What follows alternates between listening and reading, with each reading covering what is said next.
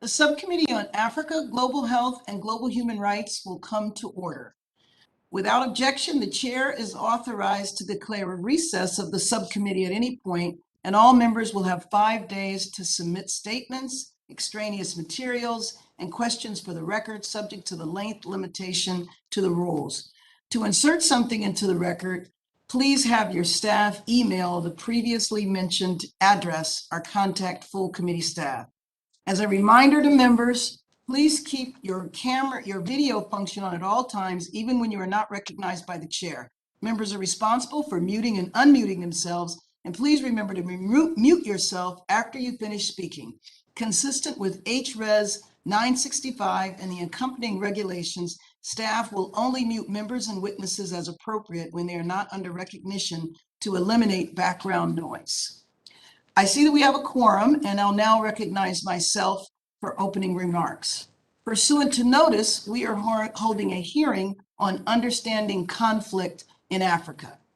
Today's joint hearing, entitled Understanding Conflict in Africa, is held by the Subcommittee on Africa, Global Health, and Global Human Rights, along with the Subcommittee on the Middle East, North Africa, and Global Counterterrorism, chaired by my colleague and friend, Representative Ted Deutch. Representative Deutch, I believe, will be on the floor and will be joining us a little later.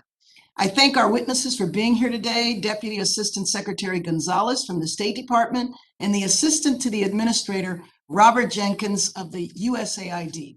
I look forward to hearing our experts describe the various types of conflict in Africa, the effectiveness of the US government's mitigated responses to the conflicts, and what we are doing to prevent future ones. Ranging from violent extremism, armed conflict, and more traditional warfare, these conflicts, though varied, consistently require lawmakers to understand the drivers, whether ideological, socioeconomic, or others, devise policy to address underlying cause, and develop a framework to strengthen African governments and bilateral and multilateral responses. As our witnesses highlight solutions to conflicts in Africa, I hope they will also list measures Congress can take to strengthen current and foreign and future responses.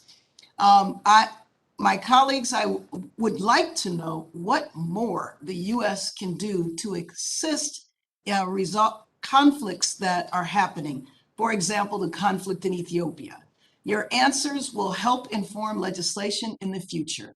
Again, violent extremism spurred on by local and transnational actors for a variety of reasons include weak governance and perceived injustice across government and society, which has been on the rise since the 1990s. Extremist activities in places such as North Africa, the Sahel, Nigeria, Mozambique, and Somalia continue to make headlines, and my colleagues and I would like to hear your thoughts as to why. Although the origins and types of conflicts across Africa vary, unfortunately, they have similar results: civilian deaths, long-standing humanitarian crises, population displacement, unnecessary suffering, and regional instability. These outcomes are often made more complex by other factors, such as severe weather conditions and waning international support over time. I'm aware that the State Department, USAID, and DoD have long-standing programming in conflict response and stabilization and mitigation and prevention, and would like the panel to describe existing programs and activities to address the drivers of violent extremism in Africa. I would also like to hear how the U.S. government can better cooperate with the African Union and other multilateral organizations to assist in peace and security efforts on the continent. As the Biden administration positions itself to engage differently with Africa, I would like our witnesses to address what the U.S. government can do differently in our approach to conflict on the continent, particularly in light of the major global challenges caused by COVID-19 and now the situation in Afghanistan. How will the U.S. change the narrative of its engagement with Africa to one of mutual prosperity, given these complex security challenges? My colleague, Mr. Deutch, will go into more detail on this, but the situation in Afghanistan does have an effect on the continent of Africa, particularly regarding conflict and stabilization. The current takeover by the Taliban has lessons for the continent, and I hope we can learn from these developments and are able to apply them to the hot spots where insecurity undermines longstanding partnership and investment. I now recognize the chair of the Subcommittee on the Middle East, Oh, North Africa. Actually, I don't believe he is still here. I think he's on the floor. So let me recognize Chris Smith, the ranking member of the Subcommittee on Africa.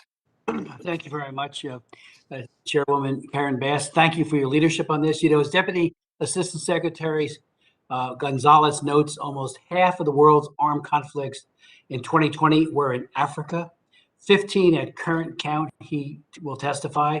So I want to thank you, Chairwoman Bass, for convening this very timely hearing on a very important topic, understanding the ongoing conflicts that continue to plague Africa. Among the conflicts, I think the two most pressing in sub-Saharan Africa at present are in Nigeria and in Ethiopia, in part because of the outsized importance these two countries play in the continent. This is not to minimize other areas of conflict, such as the Islamist insurgency in Cabo Delgado region of Mozambique, or the ongoing conflict in the Central African Republic, or the ever-lurking potential for civil war in the Democratic Republic of Congo. Moreover, while focusing on Nigeria and Ethiopia, we need to nonetheless be aware of how cross-border and interrelated many of these conflicts are. Indeed, it may make more sense to speak of regions such as the Sahel or the Horn, rather than confining ourselves to colonial era lines on the map. Yet insofar as political leadership operates within dotted line jurisdictions, these two countries nonetheless stand out, and their potential disintegration could have an outsized impact on the entire region. Nigeria today, I believe, is on the verge of disintegration, and I'm concerned, deeply concerned, that the State Department may not fully understand the reasons why and is unprepared for what is unfolding. The State Department repeatedly explains the conflict in Nigeria by referencing a narrative of farmer-herder clashes exacerbated by climate change. That narrative, while containing some elements of truth, is nonetheless incomplete. Prime responsibility for pushing Nigeria to the brink of disintegration lies, in my opinion, with President Buhari. He has failed to see himself as having a responsibility to protect all Nigerians, regardless of ethnic group or religious background. While parts of the conflict is attributable to the Salafist armed groups Boko Haram, Islamic State West Africa, and Ansaru, the main driver today of conflict comes from Fulani ethno-religious extremists who target non-Fulani. These can be predominantly Christian farmers in the Middle Belt, Muslim or Christian Yoruba in Southwest, Christian Igbos in the Southeast, and Shia Muslims in Kaduna State. It is the failure of President Buhari to curb members of his Fulani ethnic group and organizations such as Mayeda Allah, which translated as the Cattlemen's Association, which is pushing Nigeria to the brink. He has also failed to stop the incursions of well-armed Fulani from Niger and the Sahel, and indeed has seemed to implicitly encourage it. Indeed, he has failed to stop the flow of weapons to extremists, which comes not only from the Gulf states, but also from Turkey. He has also inserted Fulani into all key positions in Nigerian institutions, especially the military and security positions, such as the National Security Advisor, the Inspector General of the Police, the head of the Drug Enforcement Agency, and the Minister of Police Affairs, and the Chief of the Army Staff. This extends to other institutions as well, such as Buhari's sacking of Chief Justice of the Nigerian Supreme Court, Onogen, and his replacement by Ibrahim Tanko Muhammad. In so doing, Buhari has marginalized other ethnic groups and frayed the fabric of Nigeria's multi-ethnic society. He is pushing the country towards civil war. And as Nigeria goes, so goes West Africa. Yet our State Department appears wedded to the incomplete narratives. I understand that the Department of Democracy, Human Rights, and Labor in the last administration was set to do an in-depth dive study of who was committing the killings in the Middle Belt in Nigeria. Yet this project was scuttled this past January. Why was that? I hope they'll take that up and begin that probe. Regarding Ethiopia, I think there has been a failure by the State Department to call out the atrocities regardless of who commits them. Like Nigeria, Ethiopia is a multi-ethnic and religiously diverse nation. Each major group, sadly, both victims and victimizers. The State Department, however, has for the most part called out the atrocities by the Ethiopian government and Amhara regional forces, while neglecting equally reprehensible atrocities committed by the Tigrayan People's Liberation Front, which precipitated the immediate conflict last November.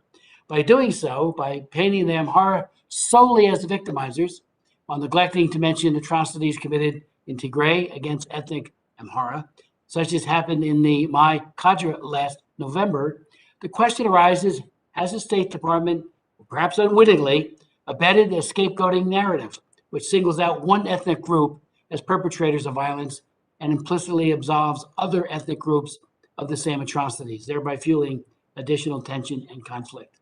What states should do is recognize who is committing the atrocities, who is the victim, regardless of who that implicates. In contrast, Administrator Samantha Power at USAID has been far more even-handed in her approach, in my opinion, calling for accountability for all those who commit atrocities and recognizing victims regardless of their ethnic affiliation. This, I think, is the correct way to address the conflict. Finally, I want to recognize that amid the forces creating division and discord in the Horn, in Ethiopia, in Somalia, and Eritrea, such as under Isaias Afwerki's regime, is responsible for so much suffering in both Eritrea as well as in Tigray. There is one oasis of stability, and that is Somaliland, which is a de facto independent area from Somalia. I would like to hear comments from both state and USAID as to how to better recognize Somaliland in the global community with an eye towards building sustainable peace. Again, I thank you for this hearing and yield back to my good friend, the balance of my time. Thank you very much, Mr. Smith. I now see that the chair of the Subcommittee on Middle East, North Africa, and Global Counterterrorism, Representative Deutch, is with us. I know that they have called votes, but I think we have a few minutes and maybe we can get the chair and ranking member. Great. Thank you very much, Chair Bass. Thanks for holding today's joint hearing, and thanks to your ongoing commitment to highlighting these issues and all the issues facing Africa. To our witnesses, thanks for being here. We will examine today the conflict across the African continent where terror groups and non-state actors have wreaked havoc. Violent extremist groups like Boko Haram, Al-Shabaab, Al-Qaeda in the Islamic Maghreb, and others have been inspired and in many cases actively recruited and funded by Al-Qaeda and ISIS. In the 20 years since 9/11, terror threats have morphed and metastasized. Africa became fertile ground for training and recruiting. Horrific human rights abuses have taken place at the hands of these groups, and dire humanitarian crises have arisen in the wake of their terror. As the U.S. has funded humanitarian and development programs across Africa, over the last 20 years, the majority of our military footprint there has been rooted in counterterrorism operations. Comparatively, military leaders describe this footprint as light, but in the years after 9/11, the U.S. has significantly increased its joint counterterrorism operations with African forces. We recall the brutal 2017 attack by the Islamic State in the Greater Sahara that killed 4 U.S. troops in Niger. So where has that led us? As we've decimated Al-Qaeda in Afghanistan and destroyed ISIS's physical caliphate, what has the impact been on terror groups in Africa?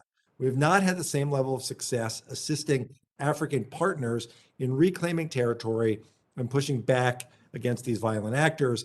In attempting to cut off support for these groups through sanctions, the many humanitarian crises across the continent have also been impacted.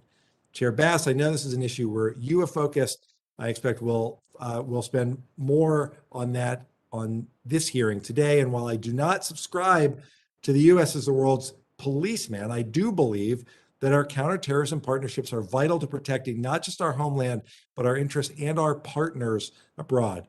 We must ensure these missions are able to adjust to evolving threats. We must place the same level of importance on our diplomatic and humanitarian missions. And as we continue to see the great power competition with China manifest itself across Africa, we must ensure that we are dedicating the necessary resources to countering China's efforts. The U.S. commitment may come with more strings attached, but the values that we place on democracy and human rights are a moral commitment that we stand firmly and proudly behind. Chair Bass, again, I thank you for your leadership. I thank our witnesses, and I look forward to today's discussion. Thank you very much, Mr. Chairman. We're going to go to the ranking member now, and then we will recess until after votes. Mr. Wilson. Thank you, Chairwoman Karen Bass and Chairman Ted Deutch, for calling this timely hearing to discuss conflicts and terrorism trends in Africa. With a young population and some of the fastest growing economies in the world, there is no doubt of the strategic importance of the continent. Unfortunately, progress towards stability in some parts of the continent is undermined by weak governance, corruption, and lack of economic opportunity. Increasing external malign influence, particularly from China and Russia, is undermining U.S. national security and economic objectives. The Africa Center for Strategic Studies reports a doubling of militant Islamic extremist groups in the year 2019, a very concerning and sad trend. As efforts to counter ISIS and al-Qaeda networks have made some progress in the Middle East, new ISIS and al-Qaeda affiliates have gained strength and legitimacy across the continent. The U.S. must work with African partners effectively address these terrorist threats and targets the drivers of extremism and radicalization. I appreciated the opportunity to highlight in a hearing last week the importance of continued engagement with our European partners and partners on the ground to combat extremism and to maintain networks to advance counterterrorism objectives. By extension, we must also have those efforts to curtail the efforts of malign actors in the region and seek to keep civilians safe. I was grateful to join Chairman Ted Deutch in the bipartisan Libya Stabilization Act, which is to come up for suspension today, to curb the foreign malign influence by actors such as Russia. There is certainly more work to be done in the regard, especially given China's interest in devious investments, and I look forward to hearing from our witnesses on any recommendations they may have. We appreciate the witnesses for their expertise, and we appreciate Chair Karen Bass, and I yield back. Thank you very much. If my partner, who is the chair, agrees, I think we should recess until after votes. Agreed. Okay, thank you. The committee is in recess. We'll be back as soon.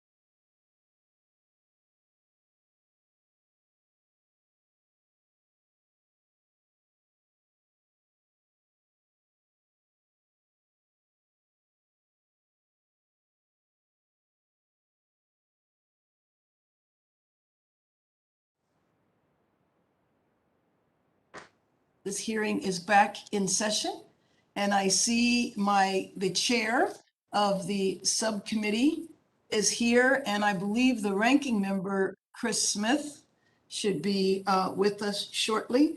But I wanted to go ahead and introduce our witnesses. So we appreciate all of you being here today, and we look forward to your testimony. Let me remind the witnesses that your written statements will appear in the hearing record. And under Committee Rule 6, each witness should limit their oral presentation to a brief summary of their written statement. Our first witness is Deputy Assistant Secretary Mike Gonzales. He joined the Bureau of African Affairs in October of 2020. His portfolio includes West Africa and regional peace and security. He previously served as the Director for Analysis of Africa in the State Department's Bureau of Intelligence and Research. As a career member of the Senior Foreign Service, he has served as Deputy Chief of Mission and Chargé Affairs at the U.S. embassies in Nepal and Malawi. Prior to joining the Foreign Service, he was an economic analyst in the Antitrust Division of the U.S. Department of Justice. And in 2009, he received the W.R. Rifkin Award for Constructive Dissent from the American Foreign Service Association. It's an interesting name for an award. Our second witness is the Assistant to the Administrator, Robert Jenkins. Robert Jenkins serves as the Assistant to the Administrator for the Bureau for Conflict Prevention and Stabilization. A career member of the Senior Executive Service, he was previously a Deputy Assistant Administrator for the Bureau for Democracy, Conflict, and Humanitarian Assistance, and the Director of USAID's Office of Transition Initiatives. Prior to joining USAID in 1998, he designed and implemented emergency relief and recovery programs with World Vision in Southern Sudan and Sierra Leone. As a Thomas J. Watson Fellow, he worked under Archbishop Desmond Tutu in Cape Town, South Africa, as a liaison between the church's Peace and Justice Office and township communities. I'd like to welcome our witnesses, and you may begin. Mike Gonzales. Thank you so much, Chair Bass, Chair Deutch, Ranking Member Smith, Ranking Member Wilson, and members of the subcommittees. Thank you for this opportunity to testify on conflict in Africa. Peace and prosperity in Africa directly benefit the United States.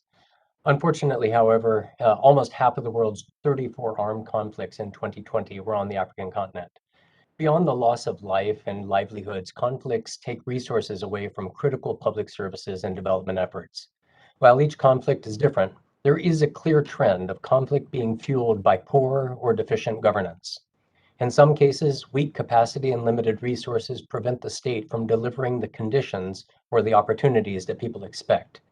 With high rates of unemployment, these lapses exacerbate instability and increase young people's vulnerability to extremist messaging and recruitment under the promise of a better life. In less benign cases, more predatory government actions such as corruption, human rights abuses, ethnic favoritism, or political oppression inflame grievances, and they spur conflict both among groups and against a state. By exploiting rather than serving the people, governments push communities towards conflict. Terrorists and extremist organizations such as Al-Qaeda and ISIS exploit these state weaknesses, igniting those grievances into violence. Other external actors also exacerbate conflict in parts of Africa. Russian mercenaries, such as the Wagner Group, have fueled violence, resource exploitation, and human rights abuses in Syria, Libya, and Central Africa. They now appear poised to expand into Mali. They have a proven record of leaving vulnerable African countries yet even weaker, poorer, and less secure, while being paid handsomely in cash and mineral concessions that are no longer available to benefit the public. Addressing conflict requires a comprehensive approach. We can't focus solely on the security aspects of conflict because too often those are merely the symptoms of deeper dynamics. Instead, the United States leverages our diplomatic, development, and defense partnerships to bolster the capabilities, responsiveness, and credibility of African institutions at national and local levels to enhance public confidence in the state, improve service delivery, and foster economic opportunity. Diplomatic efforts are vital to prevent the spread of violence and help to de-escalate conflict. Our professional diplomats engage government and societal leaders to mitigate conflict. They provide conflict early warning. They support prevention, conflict resolution, and humanitarian assistance efforts. Our role is not to come in as outsiders to fight insecurity, but to enable our African partners to develop their own security capabilities. By building partner capacity, we promote sustainable impacts through comparatively limited investments. Whether through diplomatic engagement or programs such as the Trans-Sahara Counterterrorism Partnership, State Department initiatives support local-level conflict prevention and early warning systems. We engage women and youth to build cohesive communities that are resilient to extremism. We support government efforts to manage defectors, we embed advisors within host nation military elements, and we support community networks to foster trust between civilians and authorities. Moreover, we leverage America's flagship initiatives to help our African partners achieve their full potential. Through YALI, we invest in the next generation of African leaders who will deliver brighter futures for their own countries. Beyond saving millions of lives, PEPFAR and the President's Malaria Initiative support health systems that enable governments to deliver service to the people. AGOA, Power Africa, Prosper Africa, and the Millennium Challenge Corporation each offer catalytic investments to fuel economic growth and opportunity. And I commend this committee for your instrumental role in creating and ensuring the success of these initiatives. We appreciate the committee's leadership in addressing conflict in Africa, particularly you, Chair Bass, and other members for traveling to the continent and personally engaging. Your direct engagement with our African partners amplifies our 3D approach by adding a legislative element to our partnerships. As I wrap up, let me emphasize that the United States is a committed partner with African peoples, governments, and institutions. We work intently across agency lines to support and enable them to stem violence, secure their citizens and ours, and realize their full potential in an increasingly interconnected community of nations. We're under no illusions about the challenges associated with addressing conflict or the spread of violent extremism. There are no quick fixes or magic solutions. Ultimately, it's the responsibility of Africa's leaders to meet the needs and the aspirations of their populations and to address the conditions that fuel conflict. The United States is and remains committed to support our African partners in these efforts. I thank you and I look forward to your questions. Thank you very much. Mr. Jenkins? Well, thank you. Chair Bass, Chair Deutch, Ranking Member Smith, Ranking Member Wilson, members of the subcommittee. Thank you for the opportunity to testify today. No matter how you look at the problem of violent extremists in Africa, the trends are going in the wrong direction. The International Committee of the Red Cross recently tallied 296 non-state armed groups in sub-Saharan Africa. In the Sahel, there were more armed attacks between April and June of this year than in any other 3-month period. And violence has displaced over 2 million people in the Sahel, 4 times as many people that were displaced in 2019. Across Niger, Burkina Faso, Mali, and Chad, extremists challenge state authority. They recruit disaffected youth, and they align themselves with Al-Qaeda and the Islamic State. They prey upon communities and use long periods of simmering war and violence to expand their influence. But the problem is much broader than the Sahel. Looking across a map of Africa, extremist violence is spreading. Places like Cote d'Ivoire are now grappling with attacks from violent extremist groups. Northern Mozambique grabbed headlines this year when insurgents claiming links with the Islamic State orchestrated attacks in the northern province of Cabo Delgado. Mozambique illustrates some important considerations. By attaching the Islamic State brand, the insurgency guarantees international headlines. But the label obscures more than it reveals. Rather than a group of committed fighters adhering to the Islamic State's global goals, this insurgency recruits and thrives on local conditions and grievances. Take away the Islamic State label, and you still have those grievances based on exclusion and violence. Meanwhile, in Ethiopia, we are witnessing just how quickly contentious politics can escalate and boil over into war. We're all concerned about the prospects of extremist violence in Somalia. Al-Shabaab is one of Al-Qaeda's most successful and well-financed branches. The current political standoff in Somalia only benefits Al-Shabaab, and it presents the most direct threat to Americans. These conflicts, civil wars, and armed extremist groups take a terrible human toll. That alone is enough to give us pause, but the proliferation of violent extremist activity in Africa has implications for American security. Ungoverned spaces offer violent extremist groups room to grow, bide time, and plot against Western targets. So what is to be done? Success requires the right balance of defense, development, and diplomacy, what we call the 3 Ds. This means looking at how all of our foreign assistance interacts and affects environments where armed extremists work. We need the Department of Defense because we cannot ignore the security aspect. I discuss this frequently with our leaders at U.S. Africa Command as part of our constant and collaborative civil-military dialogue. But militaries and security services alone cannot succeed. In a seminal 2017 report on extremism in sub-Saharan Africa, the UN found a majority of subjects who joined violent extremist groups cited negative interactions with authorities, particularly with military and security forces. This fact warns us of the dangers of seeing security actions alone as an answer. I firmly believe U.S. development assistance has a role to play in preventing the further expansion of violent extremism in Africa. USAID's programs and expertise challenge narratives legitimizing violence. We know our programs build trust between marginalized communities, state authorities, and security forces. Our programs can improve governance where it is fragile, create economic opportunity, and allow for freedom of religious expression. The success of these programs will require the right funds with the right flexibility.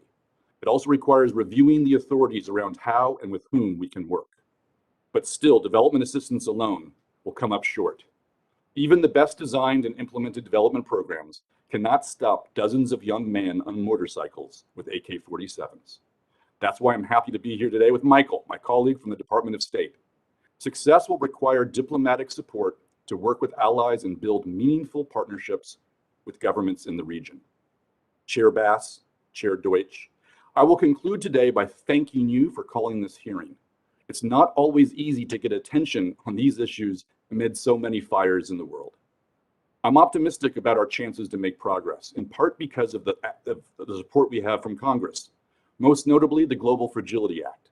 That act, as you know, charges USAID, the State Department, the Department of Defense, and others to take an integrated approach to just these types of problems.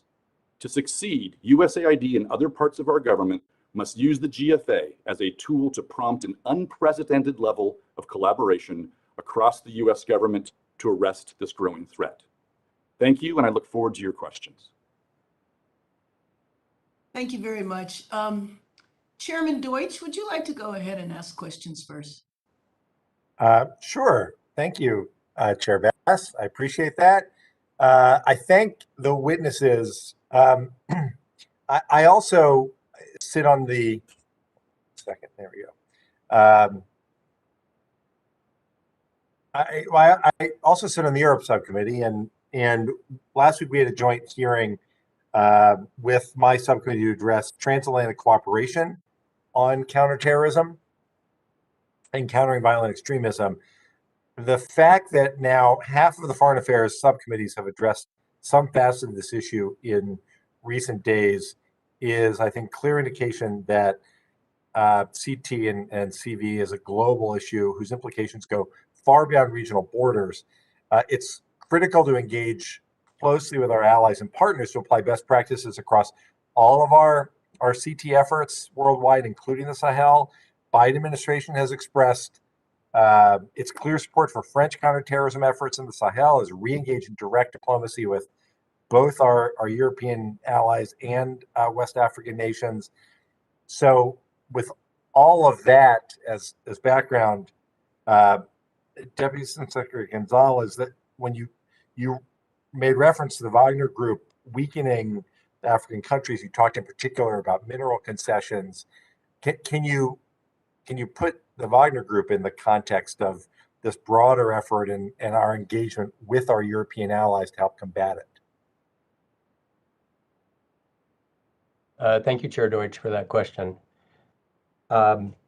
Certainly, the Wagner Group has our attention, and for all the wrong reasons. We see that they go in and exploit environments that are vulnerable, where there is a security need.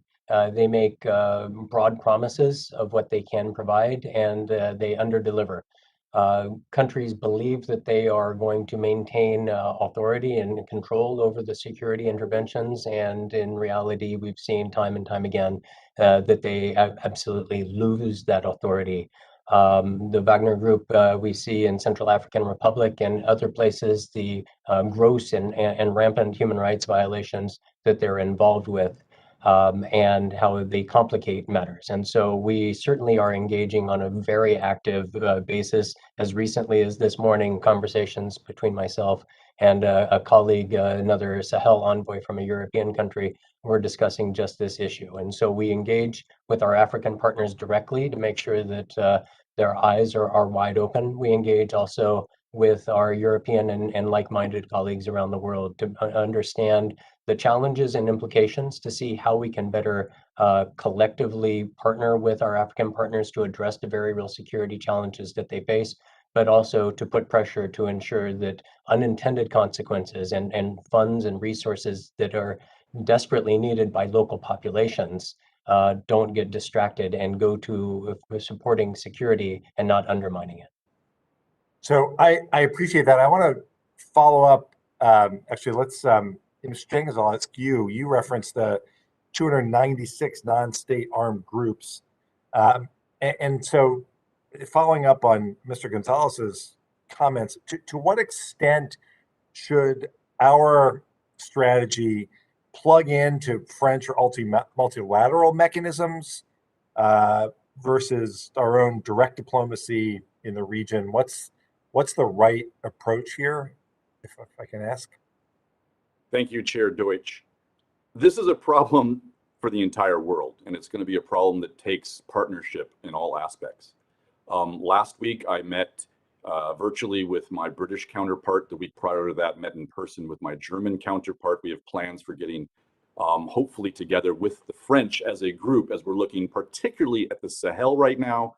But this, as explained, this is a problem that goes across the entire continent. Whether it's the G5 countries in the Sahel, whether it is our European allies, whether there's the burden sharing that we're currently doing in West Africa with the French doing much more on the military side. One could say in Somalia, they're looking to us and hoping that we can find some solutions. All of us have to work together on this. Obviously, we have not found the solution. We think we know what works. We have to do that. We have to ramp things up, but we have a lot to teach each other.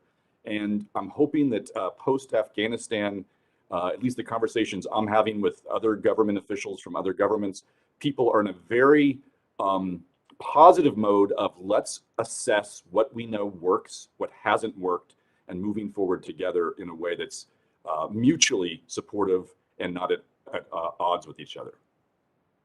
Great, thank you very much.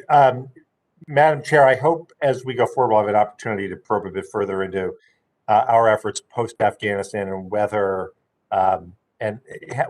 our allies view us differently coming out of that as we approach all of these really critically important issues. And I want to thank you, Chair Bass, for holding this hearing and for giving us the opportunity to participate. It's really important.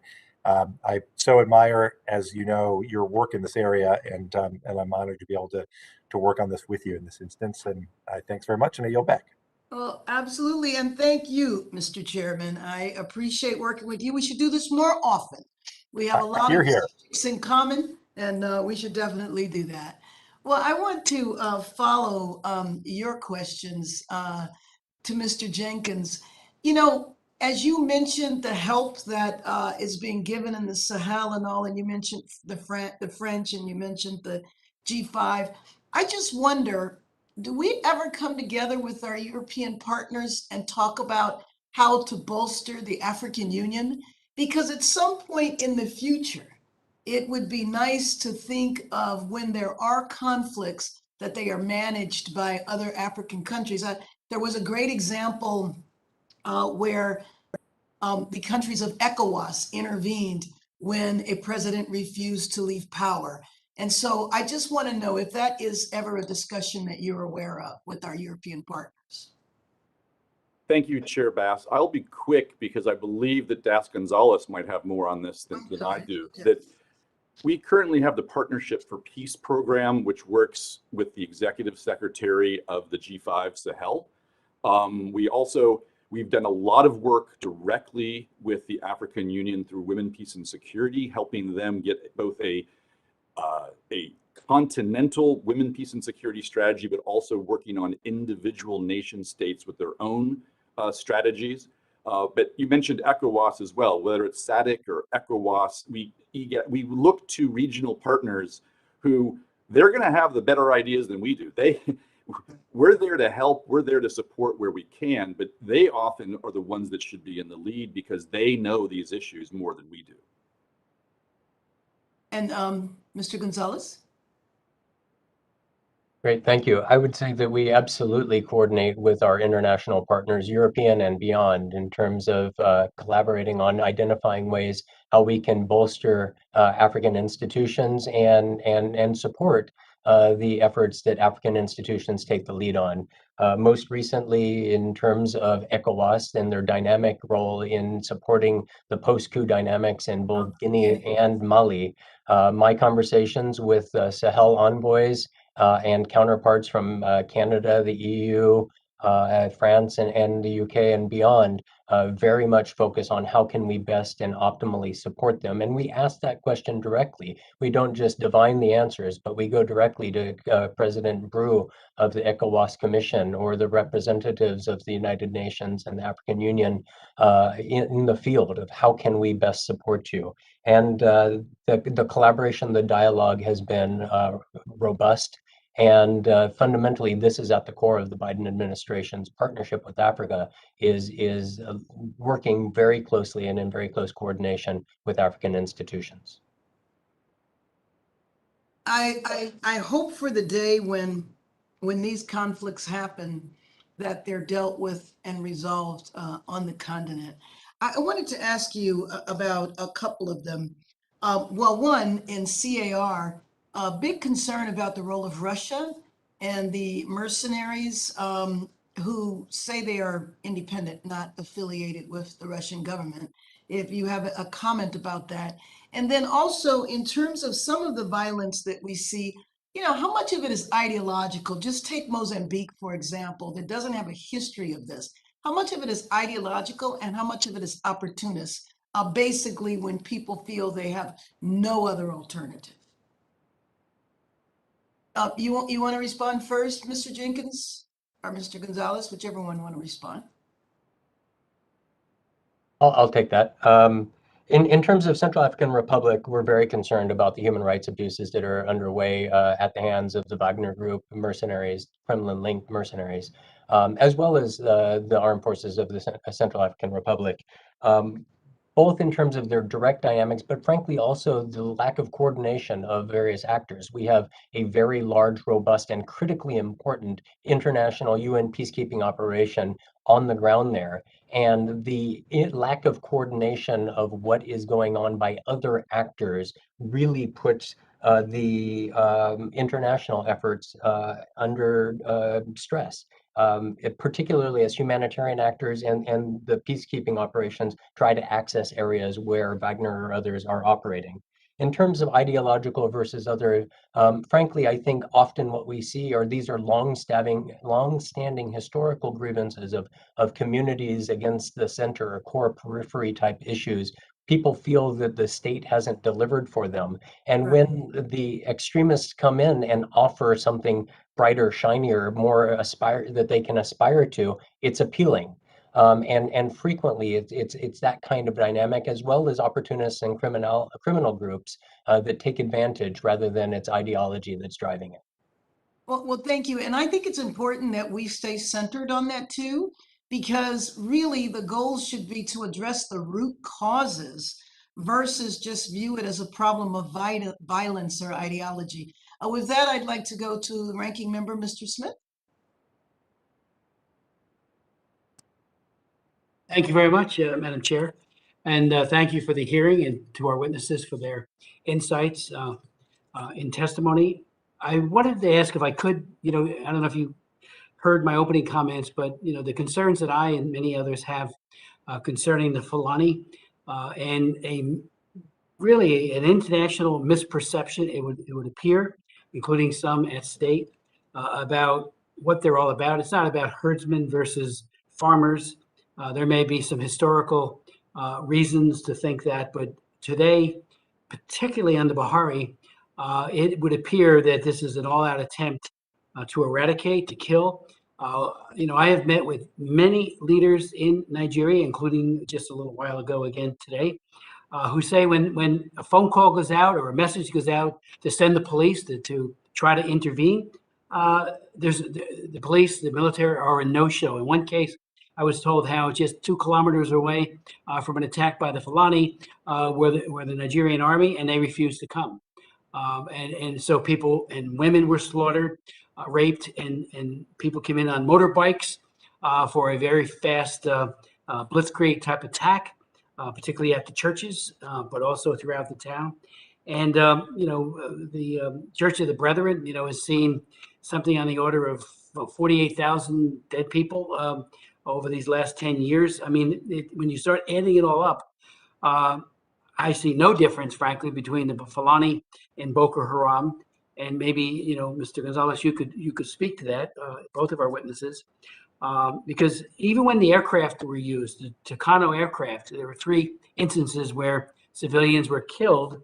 You know, are we sure that this was a mistake, or were these individuals targeted? So it's who happen to be Christians, of course, and you know, and they also go after Shia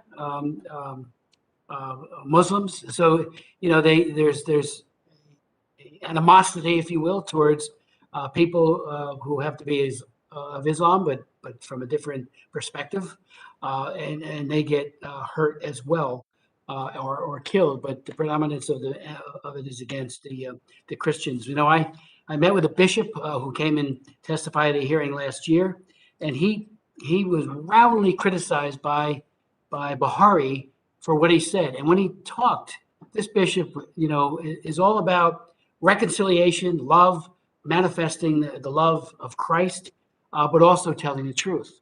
And he spoke very boldly, but very compassionately, and then said the Fulani, you know, what is the difference? This is me talking, not him now, between other terrorist groups and the Fulani. You know, we all know that Buhari used to be the head of the Fulani. The fact, and I said it in my opening comments, virtually everyone around him, the whole military infrastructure, the police infrastructure, all of it is packed with Fulani. And they have axes to grind, and they also look the other way when these killings take place. Finally, you know, good luck Jonathan had his flaws. I thought, you know, all of us have flaws. But he at least had a cabinet that was multi-ethnic, and it had people from all the persuasions. I remember, and Karen, I'm sure you met with them as well. You know, they came from all different perspectives, and that became a very positive strength Mr. Smith, for we'll Good Luck come back Jonathan. around. So if you could, Mr. Gonzales, speak to some of those issues. Again, are we investigating the Tucano fighters, fighter jets, the fighter aircraft? Is there any thought of borrowing any further spare parts if they don't, you know, come clean on? Now it's 3, and there may be more where they've been strafing. So and killing.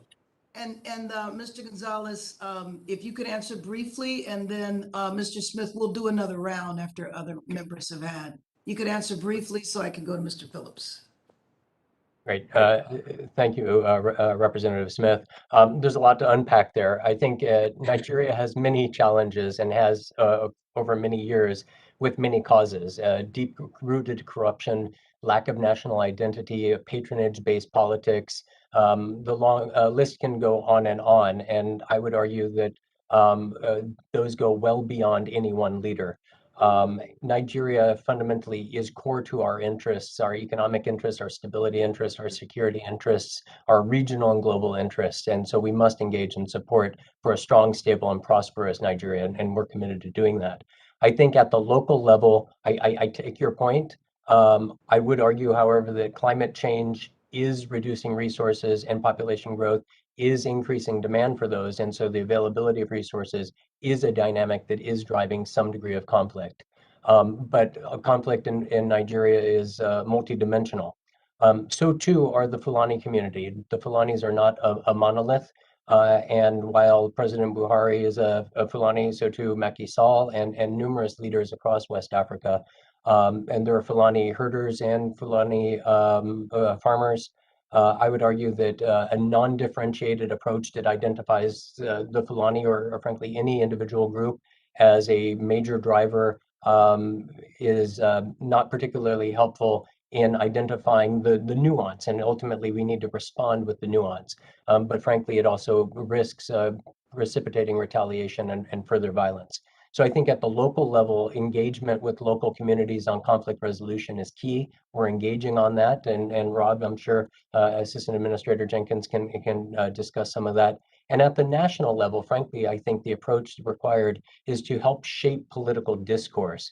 to drive public demand for issue-based, citizen-responsive, nationally supportive policies, not only going into the elections in 2023, but holding those who come out of those elections victorious accountable for delivering for the country. I think that you mentioned the Super Tucanos. 6 of them have arrived, 6 are still en route. They may be arriving around now. They have not yet been in use, and so the US provided Super Tucanos are not involved in the incidences that Do we know what was, Mr. Gonzales? I can get back to you with that, but we saw the strikes that hit civilians just in the past week, and the change in doctrine because of our engagement with the Nigerian Air Force has been instrumental in getting them to acknowledge, put out a statement, and convene a board of inquiry within 24 hours of that strike. And so there is a doctrinal shift, but the threat to security of the Nigerian people is real. And that's why the State Department, both the Africa Paul Mill and DRL bureaus are all unanimous in our support for providing helicopter support that the Nigerians have asked for, so that we can help the Nigerian Air Force protect civilians and convoys of humanitarian assistance. I know I'm out of time. Thank you.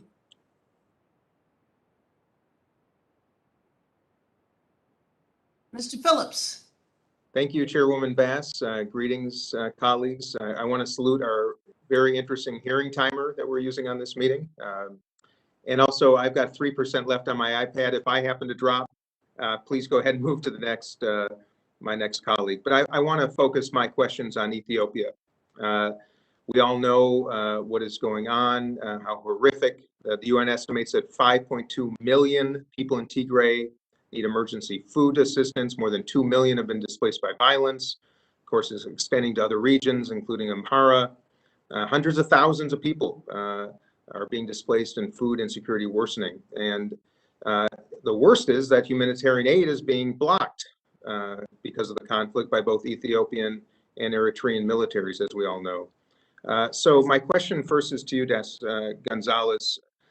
As we're aware, the administration announced a new sanctions regime that allows the U.S. to impose financial sanctions on individuals and entities in connection with the conflict. My question is, have you seen any change at all in behavior from these actors since the announcement was made? Thank you, sir. At this point, we have not yet seen the tangible action that we are looking to see. But that's the point of the executive order, is that it's gone too long with too little action. And so this is the effort to step up the pressure on those who are responsible for prolonging the conflict, for obstructing progress and hindering humanitarian access, and those who commit human rights abuses. It's not targeted to one group or another. There's plenty of blame to go around, and leaders on all sides have been quite vocal in using their rhetoric for inflaming situations and dehumanizing other communities. And the purpose of the executive order is to exert that pressure so that we can try to break this logjam. So we talk about pressure. You know, we have hearings, we tweet, we issue press releases, we have press conferences, we condemn. But what tools do we have available to us that we might not be employing to push for humanitarian access, let alone a ceasefire? What tools are we not employing, if any? I think it's a phased approach. The restrictions on security assistance, the public statements, we just now have a new African Union lead negotiator for the Horn of Africa. And so going back to Chair Bass's point of backing African institutions and putting our support behind President Obasanjo. So I think the executive order is the next step. Applying names, naming and shaming, and holding and squeezing people responsible under that executive order will be follow on. But this is something that has the highest level of attention at the State Department and frankly across the administration. I know Administrator Power, Ambassador Linda Thomas-Greenfield, Secretary Blinken are all seized with this issue in Ethiopia. And of course, you're referring to Ambassador Feltman. Perhaps with my remaining time, you could speak to some of the activities that he has undertaken since being named to that role, and what roadblocks he's facing, and how he's adapting to these challenges. So he shares the suite with me 2 doors down, and he's more absent than present because he's always on the road leading U.S. engagements, whether it's in Ethiopia or the region, engaging with the African Union and other African institutions, or frankly, the international community of like-mindeds and other partners who are also seized with this. So he was up in New York engaging with the Deputy Prime Minister just last week, and in Addis the week before, and in Khartoum currently. And so he's very much engaged in trying to explore every opening that we might have and helping the administration identify what might be those additional pressure points that we can lean on to get progress. I appreciate it. I can't, the clock seems to have stalled. If I do have a few seconds left, Mr. Jenkins, if you might speak to any leverage or pressure points that the U.S. has with the Ethiopian government or the TPLF to push for increased humanitarian access in Tigray? Well, thank you, Congressman. I think, as you know, our Administrator Power is laser focused on the issues in Ethiopia and in Tigray, and seeking accountability for the atrocities that have happened. As Das Gonzales says, there is enough blame to go around on all sides in that terrible, terrible situation. What we're also worried about, and I would like to draw attention to, is we did an atrocity prevention analysis internally that showed there are about 13 possible other fault lines within Ethiopia, any one of which could ignite. Many of them are already simmering. And as we're all focused on Tigray right now, as we should be, hopefully the lid will not blow off what could be a far more dire situation in Ethiopia. That's why we are very supportive of Special Envoy Feltman's efforts, and hopefully the bad situation that's going on now, we will be able to exert the leverage that does exist to open up humanitarian access, quell the current violence, and hopefully prevent that situation from spiraling into an even worse situation. Thank you both for being with us today. With that, Madam Chair, I yield back. Representative Mercer?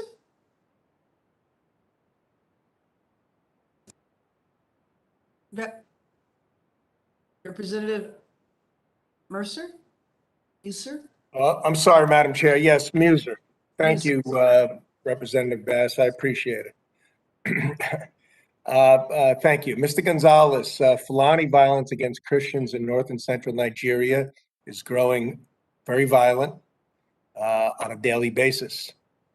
It is apparent that President Buhari has exacerbated this decades-long conflict by eliminating accountability for perpetuators of such violence. In fact, he has installed many Fulani at high levels of government, especially in policing and the judiciary.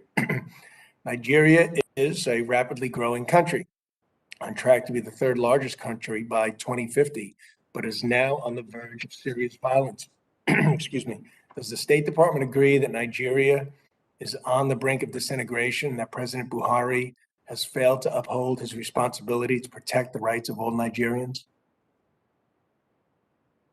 Mr. Congressman, Gonzales. we're incredibly concerned about security and stability in Nigeria. Again, I mentioned to Representative Smith that it's multifaceted, whether it's pirates or bandits or Fulanis or religious or ISIS West Africa. The threats against the people, the threats against the state are many. I also look at frankly, the numbers. We have 208 million people who are protected by 375 or so thousand police and about 100,000 troops, making basically a ratio of the security sector to civilians about 1/9 the global standard that is optimal. And so there's fundamentally inadequate resources that have gone to security, and inadequate resources, or attention, I would say, at the senior-most levels going towards a security strategy that can stem the tide. We're encouraged by President Buhari's replacement of the entire slate of senior brass and security sector officials in Nigeria. We're encouraged that the new Chief of Defense has recognized that responding to insecurity requires a whole of government approach, not just an approach by the Army or the armed forces, but all elements of the government. We're encouraged that the Chief of the Air Force is commissioning a 9-month doctrine review to ensure that what the government does to respond to insecurity doesn't further inflame or fuel. So again, the challenges are many on the security side as well as on the civilian side, and that's why our close relationship with the array of actors across Nigeria is vital to help to try to shape and shift what is really a keystone country in the region. It sounds like you know a lot about it. I'm trying to figure out what we're doing about it, however. By chance, has the State Department yourself been to Nigeria lately or met with any of its parliament members to discuss this? So I guess the most recent would be about a week ago, where I, as well as our acting assistant secretary, met with 4 representatives of the Nigeria Governors Association who were in town. We've had about 3 intended visits that for one reason or another has fallen through. But I doubt they told you that climate change was their biggest concern. Okay, I'm not saying it's not a concern, but targeted murders and assassinations of large numbers of civilians within communities, and primarily Christians, not just Christians, but also Shia and others. So the idea of President Buhari not really answering my question as far as failing to protect the rights of all Nigerians, I'm not sure, but we're sort of making the problem larger rather than just understanding that Buhari has some responsibility here, and as do we, if we care about any humanitarian efforts in Nigeria. So I just have another question for you. The policing of weapons trafficking into West Africa that is obviously contributing to the heightened violence. Is that something the U.S. government is policing? I would not say that the U.S. government is policing it. I would say that certainly elements of the State Department, particularly my counterparts in the International Narcotics and Law Enforcement Bureau, are supporting through funds appropriated from Congress a fair bit of support to build the capacity of African institutions, African government elements for improving border security, awareness of who and what is crossing through borders. Those borders are incredibly porous, and it's a big challenge, but certainly it is something that we are seized with, yes.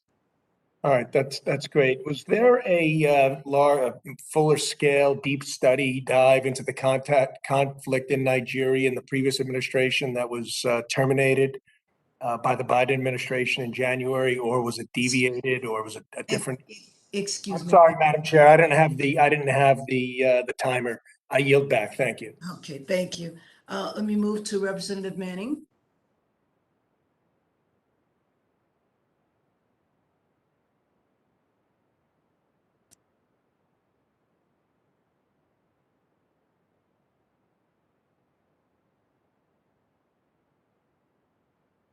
Representative Manning? Thank you very much, Madam Chair. Sorry about that. Thank you so much for having this hearing along with Chairman Deutch and the ranking members. This is really a critically important and difficult issue. Let me start with Mr. Jenkins. Terrorist organizations continue to exploit inadequate security and governance in many countries in Africa, recruiting some of the most vulnerable people in these societies, as you have talked about, and producing violence that furthers the cycle of instability and poverty. And several of these countries have also suffered droughts, food insecurity, and civic unrest, creating more openings for terrorist groups to grow and thrive. Can you talk to us a little bit more about how the USAID program seeks to break this vicious cycle, and can you point to some success stories? Oh, thank you, Representative.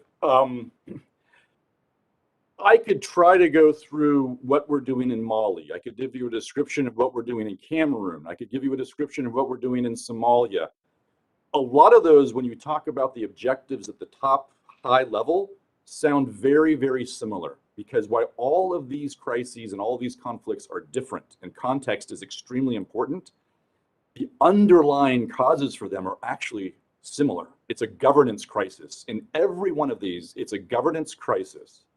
So the violence we see, the exploitation, the recruitment is a symptom of the underlying more serious causes. So our programs look different in different places, but they're almost all trying to, one, give youth a reason to have agency, the ability to have agency in their life, give them meaning is what they're looking for.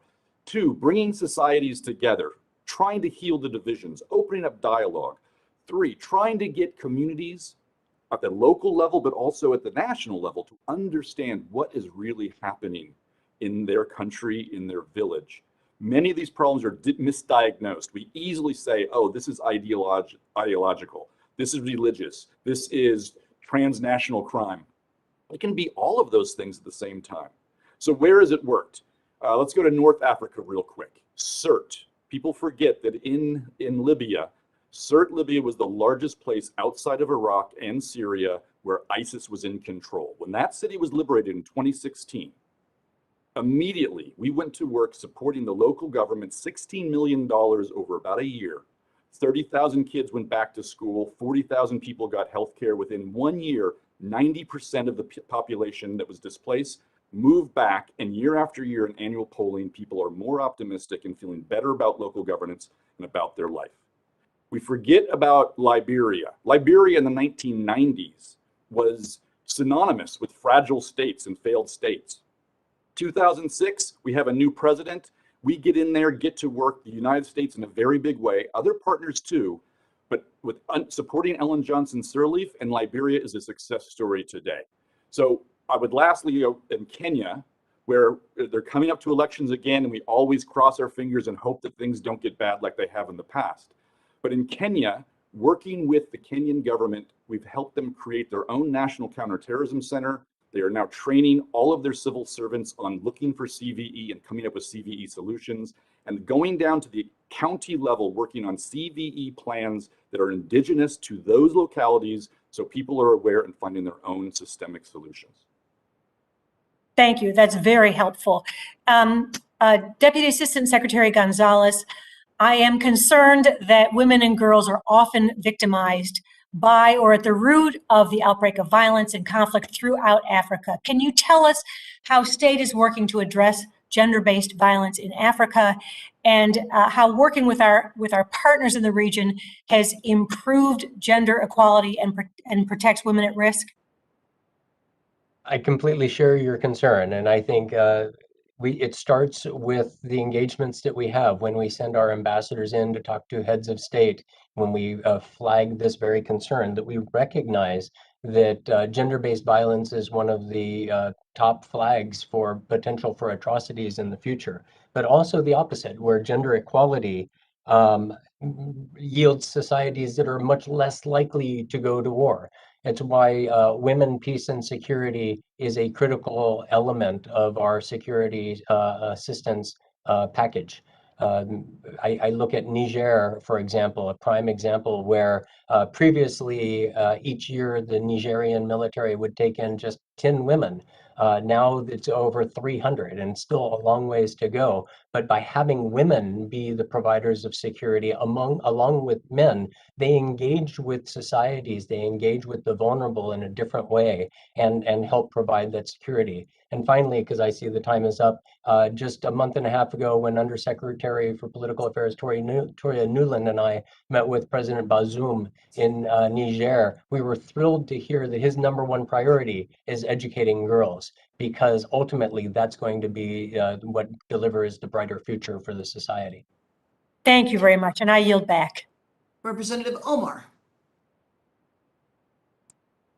Thank you, Chairwoman Bass. Mr. Gonzales, I wanted to see if you can tell us, has the administration finalized a strategic plan for our policies towards Somalia, the Sahel, and the DRC?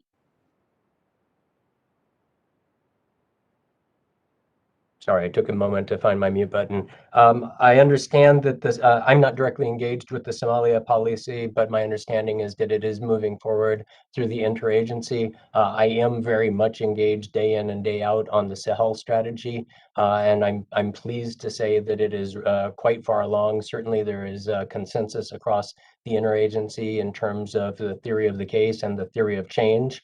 It's a big territory with disparate environments, and so the key will be on how we implement to respond to the specific nuances in each location, recognizing that resources are limited and we can't do everything and we can't even do the select things everywhere. And so we must prioritize, but we're not going to succeed if we don't have a strategy. And so we are, this administration definitely is focused on developing strategies that are not only pursued at post, but are endorsed here in Washington so that the totality of the US government is pursuing them. Yeah, I ask because every time I've traveled to Africa, I've been briefed on the need to balance the 3Ds, but we haven't seen any evidence of that balance. And I've seen that the Pentagon has been calling the shots, especially in Somalia. So it's really important that we get a comprehensive strategy on all of these countries.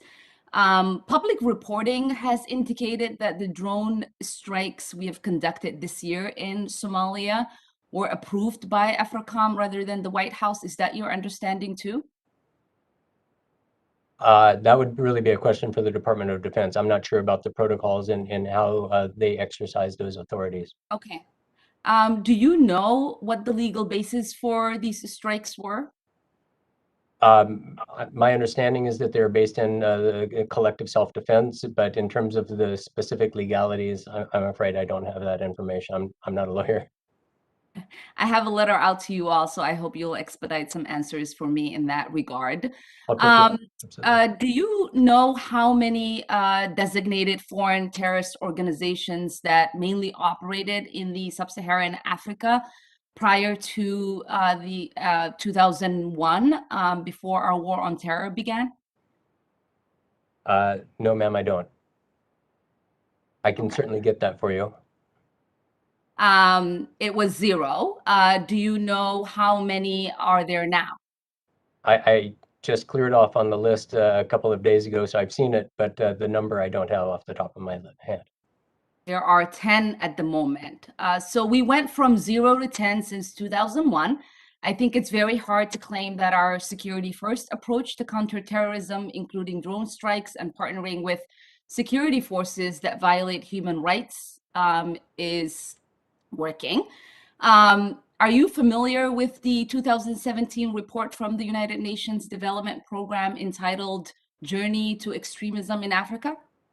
I am, and in fact, that's the I believe that's the report that Assistant Administrator Jenkins cited in terms of the 71% figure in terms of why people go to violent extremists is because 71% of them had recently experienced a case of abuse at the hands of state authorities.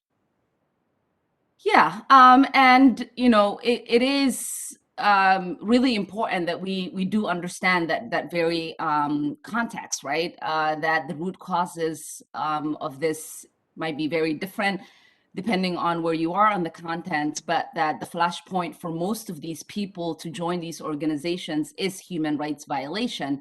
So how is it that we are effectively combating terrorism in Africa by supporting security forces that are enacting these human rights violations, which is something that Mr. Jenkins didn't answer? And how can we say it's good for stability when there have been 2 coups in Mali, 1 in Guinea, 1 in Chad, all within a year? So I'll go back to your first question about strategy. And I think because the Sahel strategy captures this quite nicely.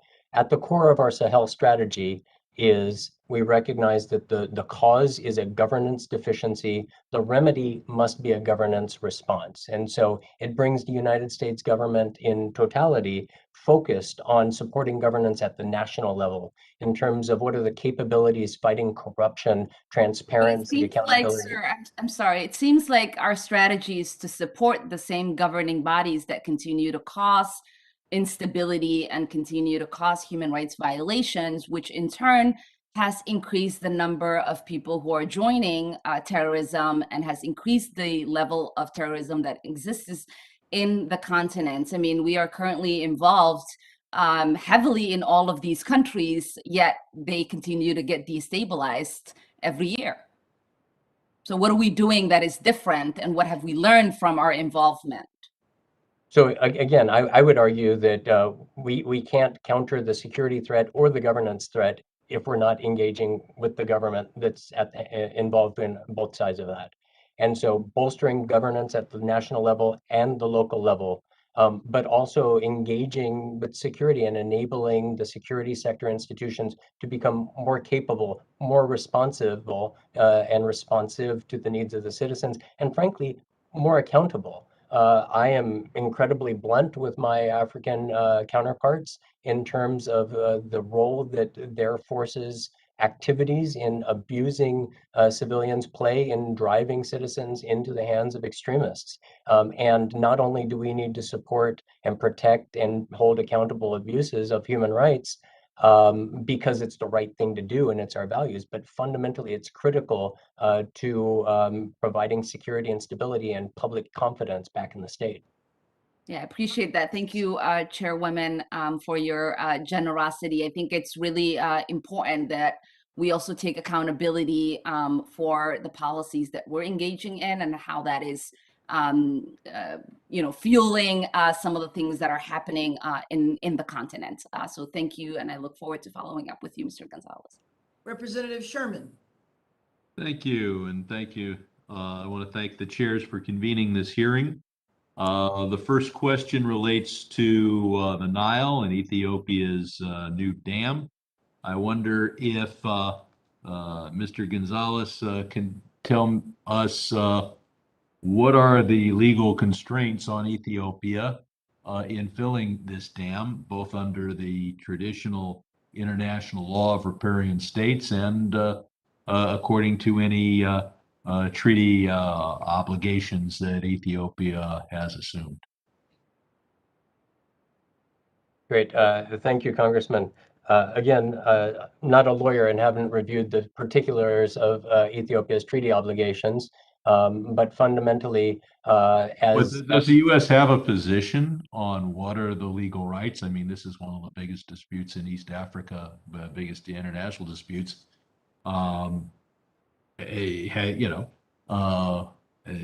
Do we know whether Ethiopia says, hey, the water goes through our country, we get to dam it up, or is that a legitimate position legally or not?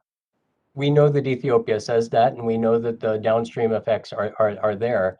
Ultimately, the answer needs to be in a solution that is viable to the existence and the needs of all three of the member states. And that's why we have tried over and over to lend our good offices both directly, as we've seen in recent years, as well as other reclaiming my time, I'll have to go to other legal experts, but you would think that in addition to just believing that it'd be great if everybody works things out, we would know what the legal rights of the parties are. And that we'd be standing up not only for everybody getting along, which is great, but also for international law. Turning again to Ethiopia, without objection, I'd like to put into the record the September 2021 situation report published by Amna Tigray. Without objection? Yes, without objection. Sorry, I was Thank muted. you. When you look at the casualties in conflicts, the enormous casualties come from deprivation of food and medicine and disease hitting civilian populations. And that is certainly the case with regard to the dispute in Tigray. We have 2.2 million people who have been internally displaced. We've got millions who face starvation. We have 70,000 Tigrayans who have fled to Sudan. However, the Ethiopian government continues to block humanitarian aid, including food aid from entering the region. Is it our position that that is a gross deprivation of human rights and or a war crime? We certainly perceive it a gross deprivation of human rights. In terms of particular war crimes determinations, we're looking at the totality of the information on the situation on the ground with regard to any type of designation along those lines. What are we doing to get food to the people who need it? We are engaging across the board with all entities who play. We're talking to all the entities, but have we gotten any food into the country in the last week? Are trucks moving? Are planes landing? Not to my knowledge. Okay, and I know Mr. Jenkins is right beside you there, visually or virtually, and I assume he confirms that unless he wants to speak up. I can't confirm what's happened in the last week, but we are seized with this issue. We have a disaster assistance response team in country. And yes, we think that it is a deprivation of fundamental human rights. And we're seized with the issue, but as far as you know, we haven't been able to get in any significant amount of food in the last week. Not to my knowledge. Okay. And then finally, Mr. Gonzales, we lost a war in Afghanistan.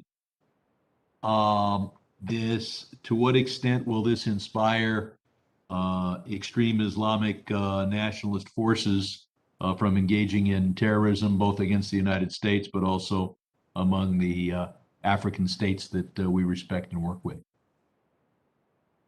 I would expect that it would certainly inspire them, and all the more reason for us to continue to double down on our engagement with our African partners to respond. Have we seen any particular increase in recruitment just in the last few weeks, or is this, we've got to be aware of maybe a longer term response? I would expect it quickly. I would expect it's a longer term response, but we have not yet observed that on the ground. My time has expired. Thank you. And I'm sorry, members, our clock is off for a minute, so I'm using my phone to keep the time. But let me go to Representative Jacobs right now. Well, thank you so much, Madam Chair, and thank you, Mr. Jenkins and Mr. Gonzales for coming before our committee. I think as we've talked about, we really need to look at conflict in a comprehensive way. Secretary Blinken said it best earlier this year. The tactical counterterrorism tools just don't cut it, and instability and violence are fueled by historical social grievances, a lack of accessible public services, and exclusion from political processes.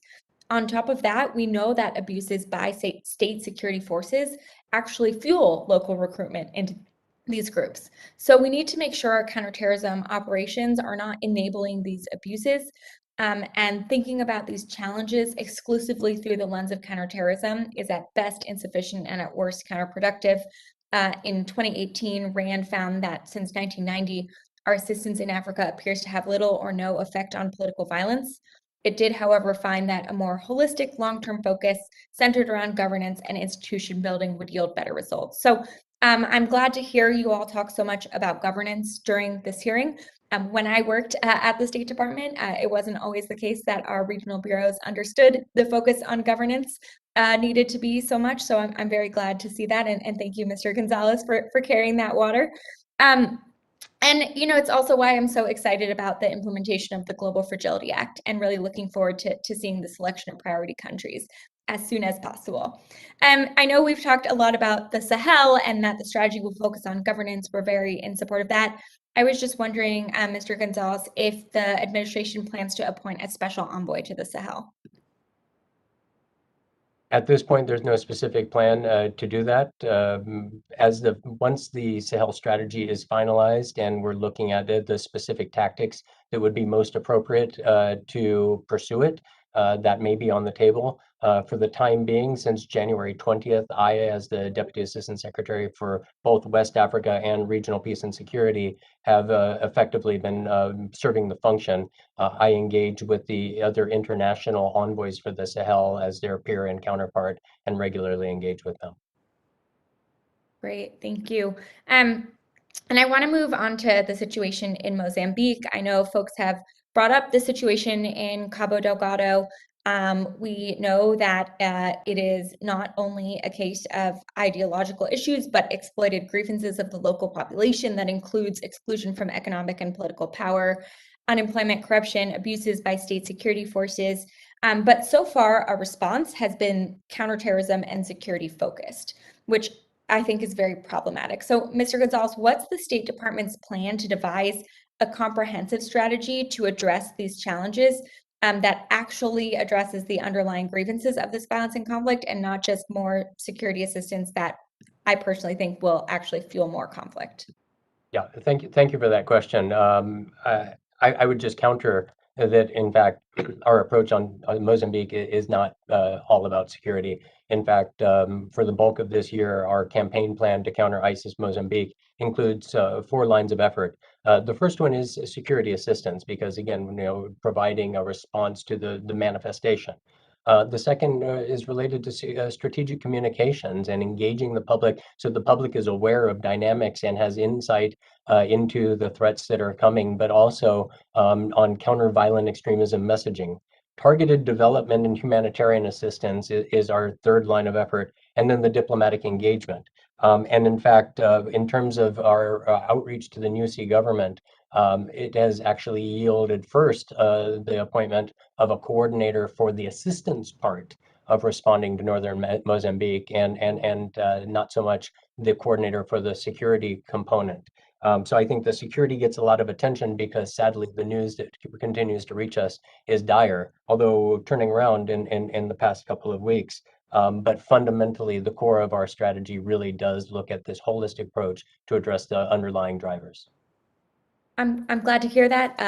I will say it's hard to message until you have, counter-violent extremism messaging is only useful when you actually have the governance reform to go with it. So I hope you're working with the government of Mozambique to be more politically inclusive of the people of the Cabo Delgado region. In my last few seconds, Mr. Jenkins, I'm sorry? You have about 15 seconds. Perfect. In 15 seconds, Mr. Jenkins, what else can Congress do to help USAID respond to peace building and conflict prevention in the continent? Well, thank you. In 15 seconds, you took a great step with the Global Fragility Act, hold us accountable, make sure that we implement that.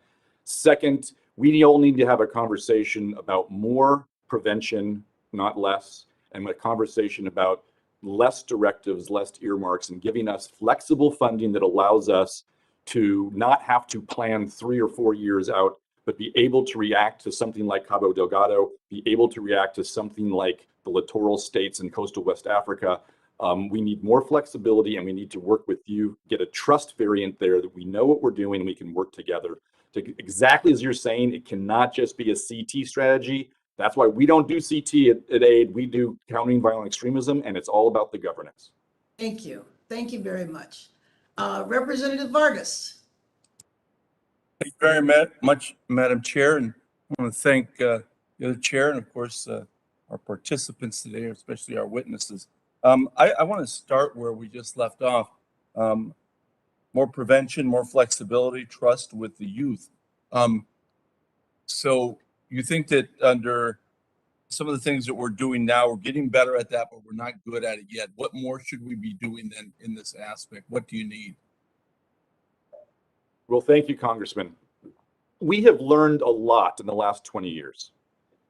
I would direct people to the Stabilization Assistance Review, the SAR, that was agreed to and written by State Department, Department of Defense, and USAID in 2018 for the first time. We, as a government, defined what we mean by stabilization. It is about 15 pages of very concise lessons learned, not just from Iraq and Afghanistan, but mainly from those 2 places. Also, if you have the time, please read the SIGAR, Special Inspector General Afghanistan Reconstruction Report. The 20-year report just came out. What have we learned? It's okay to be slow. In fact, slow is better. It's okay to start small. Shut up and listen. Don't go in with the answers. Just because we're the United States does not mean we're going to solve a problem with more people and more money. We need to engage locals. We need to engage them with civil society and their local government. We need to listen to them. We need to stop doing things that aren't working. We need to ramp up things that are working. And all of that needs to be within a strategy where we've defined what success is going to be. We need to be able to resource that plan and be able to resource it in a way that we can move with agility if things start to work better or stop working the way we want to do. We know these things. We've known them for a long time, but we often don't execute them. That is the thing we have to do more, is we are currently learning lessons way too slow. We're acquiring the lessons, we just aren't learning them and acting on them. One of the things that sounded like that you were actually, I don't think you said it, I think Mr. Gonzales said, but the whole issue of governance, that you know, it's tough working with some of the governance when you know that there's corruption, when there's abuse, and there's all these other things. I mean, how do you do that successfully at the same time making sure that, you know, U.S. money's going to the right place? I mean, it is difficult. You know, we just saw what happened in Afghanistan, and I think the American people are not happy about that, and understandably. Of course, we spent so much money there, and because of the corruption, in my opinion, and lack of focus, you know, it really was a disaster at the end of the day. We cannot let the objective blind us to the reality on the ground. We say this a lot, but we need to mean it. We can't want to help them more than they want our help. We can spend money. I can spend stupid money any day of the week. That's not the objective. The objective is, how do we work with these people, find them where they are? Yes, we cannot tolerate any corruption, any waste, fraud, and abuse. Find a partner at the national level. If there's no proactive change agent there, find someone at the provincial level, find them at the local level. But slow down and realize this is not a short-term endeavor. If it was easy and short-term, we wouldn't have these problems. We've got to be in for the long haul. There's going to be ups, there's going to be downs. We need strategic patience, but we need to be realistic and don't sell ourselves on 6-month to 12-month solutions. These problems are generational. They are going to take time, they're going to take patience, and they're going to take grit. That's what we have to dedicate ourselves to, not the shiny object that we think we can achieve in a few months. If that was the way to fix these things, they'd all be fixed. I guess lastly, I want to say this, that, you know, obviously we have to be very, very concerned about security and terrorism. Obviously, that's a great concern to us. But I agree, if we don't look at this thing holistically, that's what we're going to get. I mean, if we don't figure it out. My niece was in the Peace Corps in Tanzania, and she was there for 2 years, and unfortunately, because of COVID, she came back, even though she applied to stay there longer. And she's a wonderful young lady. It was the greatest experience of her life, of course. And at the same time, she said, you know, I just loved being there. The people loved Americans. I mean, they did. And it's Tanzania, of course, a different area. But, you know, and the help that they were able to receive was development help, too. I mean, the chairwoman said this, and it struck me the other day. It's not really until development comes in a real meaningful way, and we intertwine all of our economies, that a lot of this will go away, because people need affluence. People need the ability to take care of themselves, their family. And when that happens, people feel that, okay, they're part of the world. They have some ownership in their life, called agency or whatever you want to call it, but they really have ownership over where they're going. And we've got to figure that out. And I don't think we've done a great job, and especially with all the problems we're having in China and elsewhere. I mean, I don't understand why we're not figuring out how to work deeply in a deep economic way with Africa. We need to figure that out. Again, I know my time's probably up. I don't know how the clock works there. The clock's magical. Yes, no, I'm on my iPhone. You're almost at 6 minutes. But I thank the chair, and I thank everyone. Thank you very much. And I thank you, Mr. Vargas, for your instructive comments. Absolutely. Well, members and our witnesses, I want to thank you for your time today. I know we'll have you back another time, because this is an issue that is ongoing, and how to focus and target our authorizing legislation as well as appropriation legislation, I think, will be very important. So I want to thank you very much, and the hearing is adjourned. Thank you.